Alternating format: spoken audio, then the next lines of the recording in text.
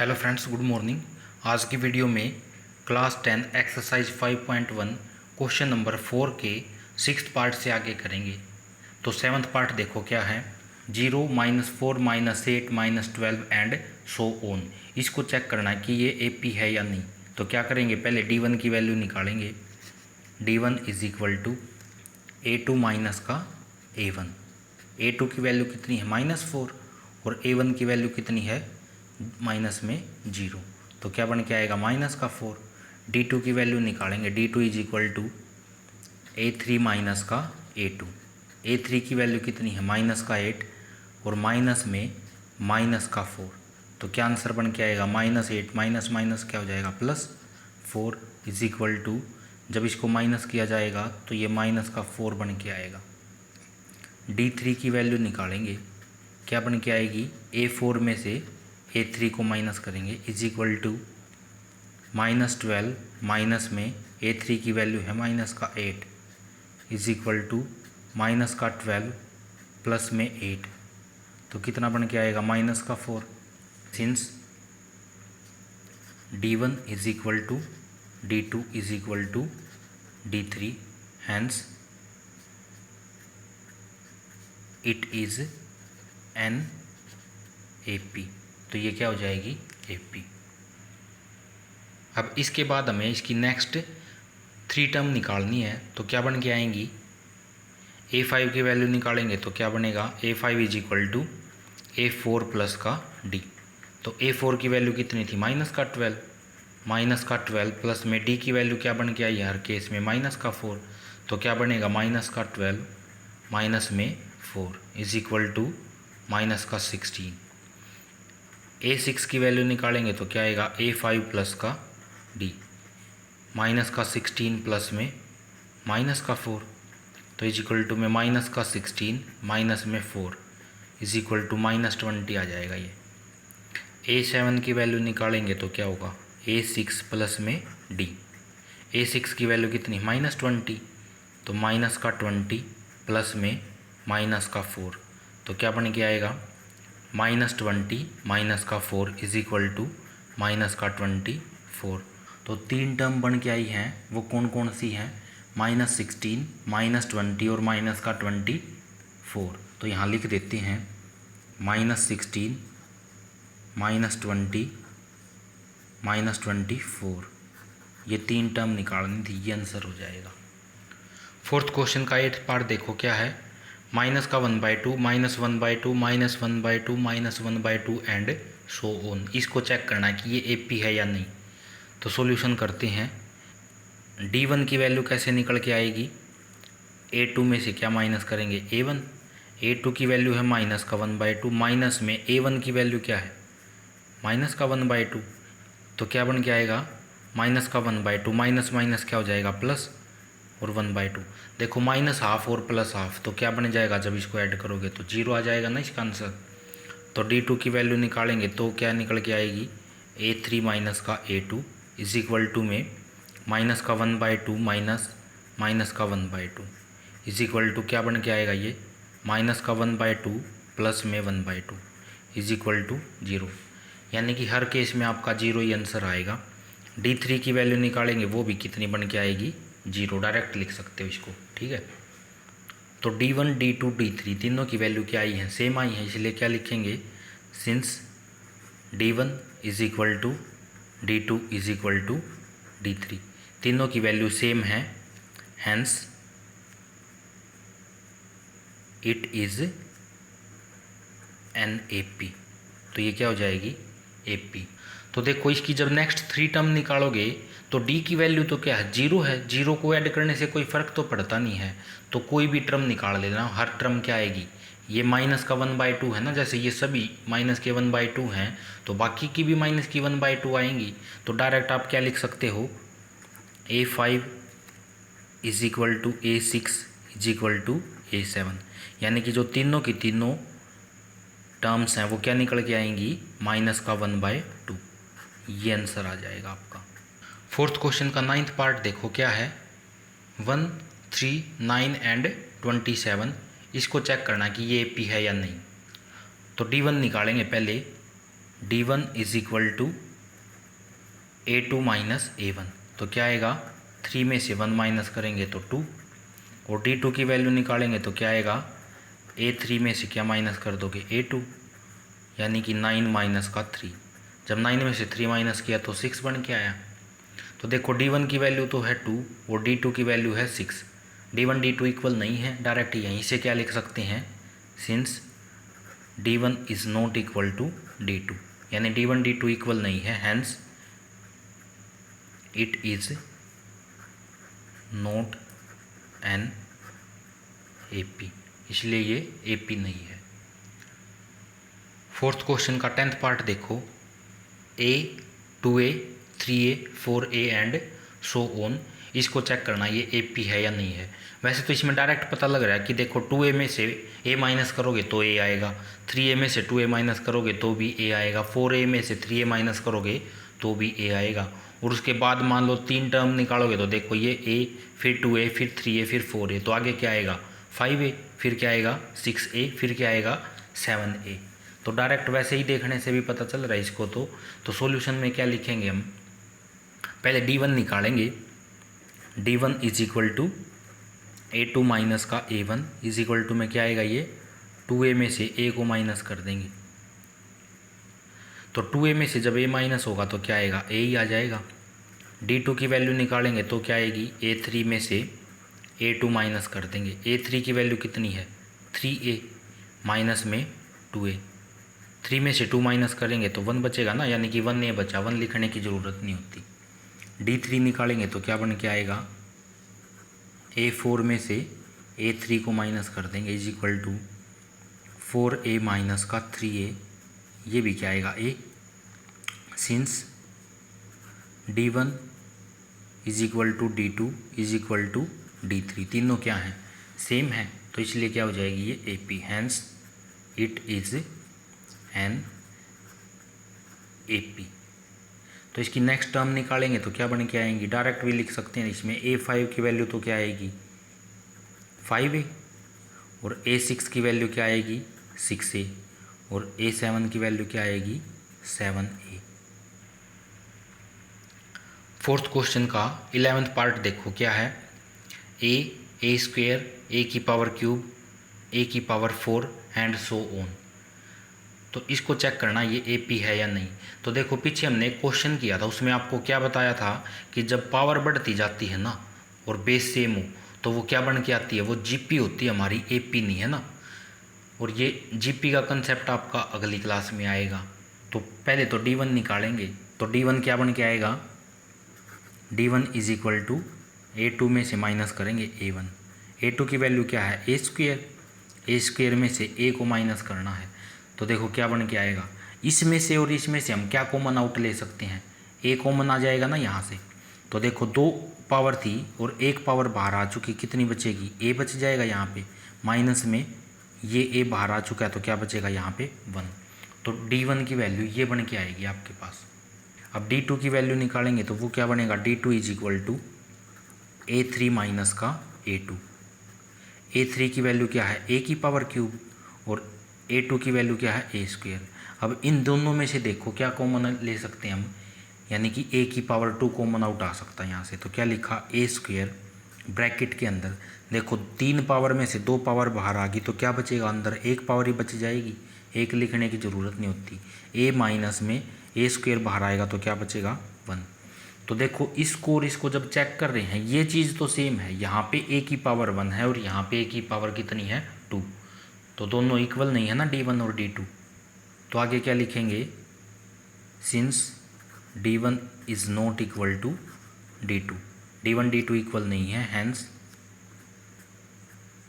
It is not an AP।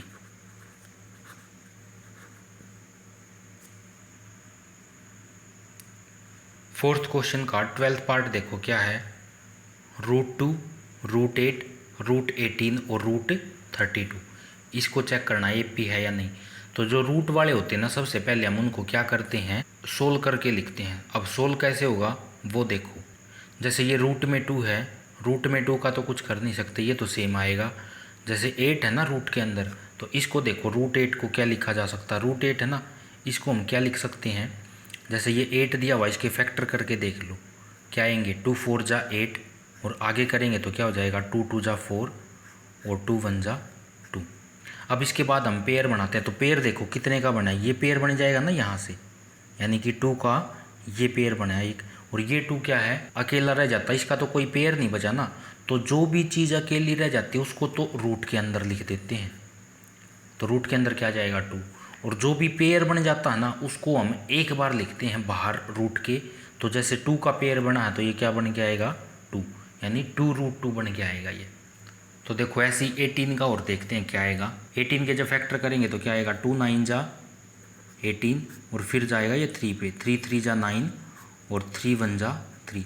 तो देखो यहाँ पे ये पेयर बना है, ये 3 का पेयर बन जाएगा ना, यानी जो पेयर बनता है वो तो बाहर आ जाएगा और जिसका पेयर नहीं बना वो अंदर ही, यानी 3√2 आंसर आ जाएगा इसका, ठीक है ना। √18 को हम क्या लिख सकते हैं, 3√2।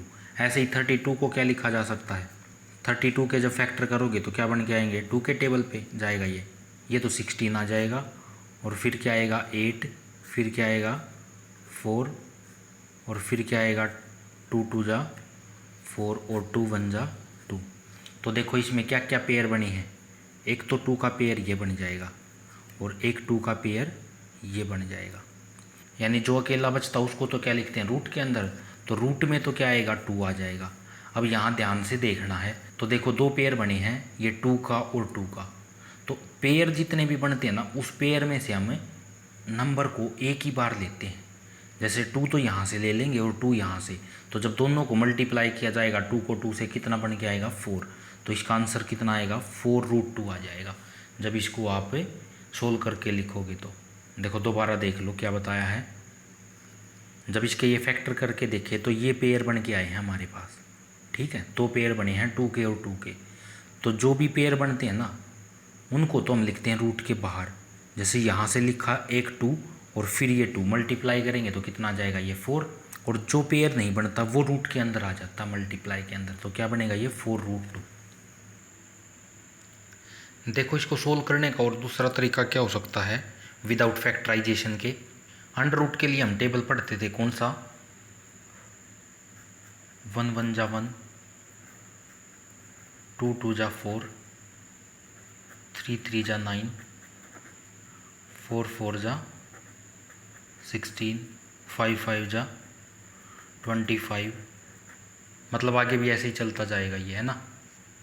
तो इसके अकॉर्डिंग इसको कैसे सोल्व किया जा सकता है, जैसे √2 तो सेम रहेगा, इसको तो सोल्व कर नहीं सकते। √8 है, देखो 8 जो है इसमें से किससे डिवाइड होता है, 4 से डिवाइड हो जाएगा ना, यानी कि 4 2 जा 8 होता है, तो 8 को हम क्या लिख सकते हैं 4 × 2, और ऐसे ही 18 को देखो क्या लिख सकते हैं 9 2 जा 18 होता ना, तो इसको हमने लिख दिया 9 × 2। ऐसी 32 है, 32 देखो वैसे तो 4 के टेबल से भी डिवाइड होता है और 16 के टेबल से भी, लेकिन हमें बड़े वाला लेना है, ठीक है ना, तो ये 16 के टेबल से करेंगे इसको, तो इसको क्या लिखा जा सकता है 16 × 2 एंड सो ऑन। देखो ये क्यों लिखा है, √2 तो सेम है, कोमा ये देखो 4 का जब अंडर रूट निकालेंगे तो वो 2 बन के आ जाएगा, लेकिन जो ये 2 है ये रूट के अंदर ऐसे ही रह जाएगा, यानी इसको क्या लिखा जा सकता है 2√2, और ऐसे ही 9 का अंडर रूट निकालेंगे तो क्या होगा 3 और ये रूट में 2, ऐसे ही इसका निकालेंगे तो 4√2 एंड सो ऑन। देखो इसको सोल्व करने का आसान तरीका तो है ये, लेकिन वो पहले वाला फैक्टराइजेशन क्यों बताया था आपको, रूट के अंदर बड़ा नंबर दिया होता ना तब वहाँ पे फैक्टराइजेशन वाला जो मेथड बताया है वो काम आता है, ठीक है, डायरेक्ट हम नहीं बता पाते, इस टेबल से पता नहीं चल पाता डायरेक्टली, तो इसलिए वो आपको फैक्टराइजेशन का बताया था। अगर रूट के अंदर छोटी टर्म है तो आप डायरेक्ट इससे कर सकते हो।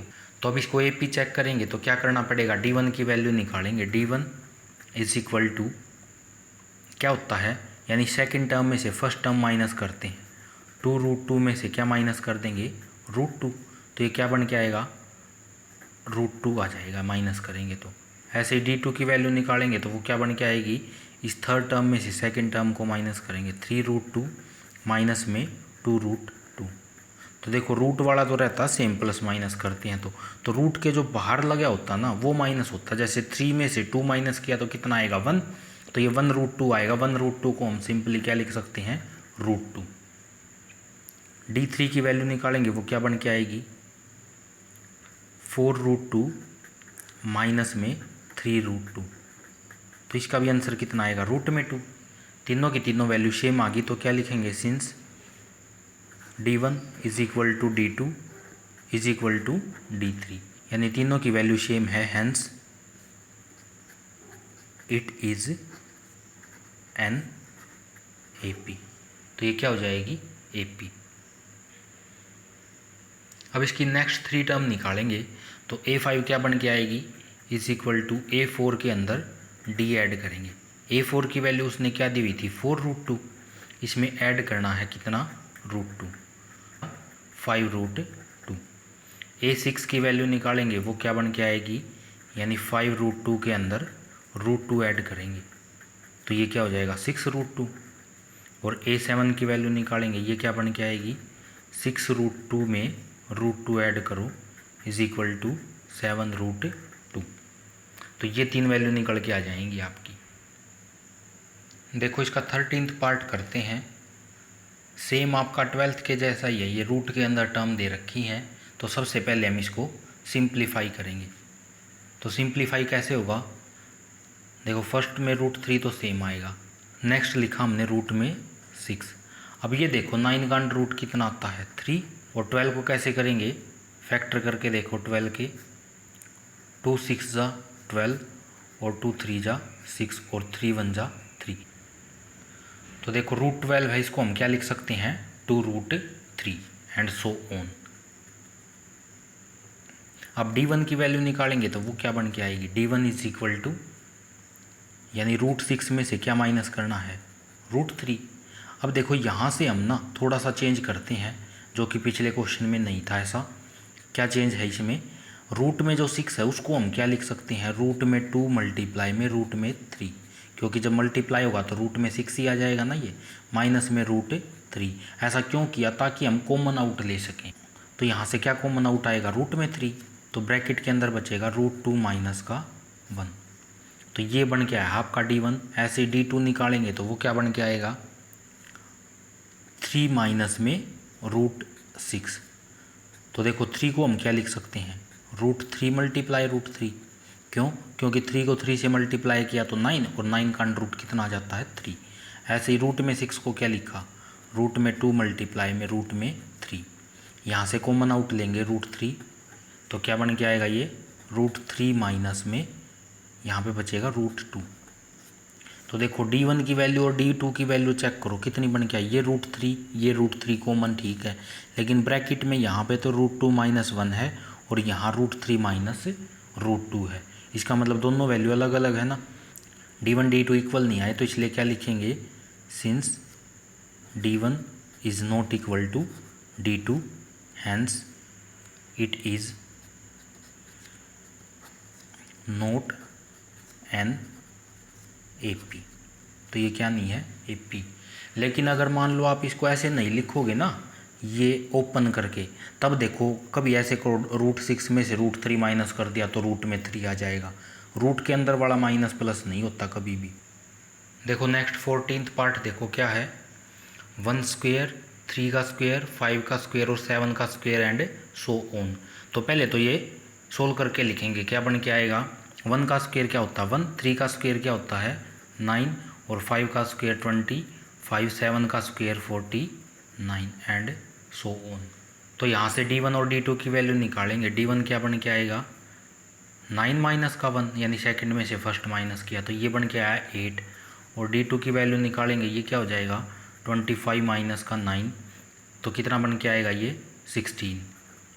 देखो D1 की वैल्यू 8 D2 की वैल्यू 16, तो D1 और D2 इक्वल नहीं है ना, तो इसलिए क्या लिखेंगे since D1 is not equal to D2 hence it is not an AP।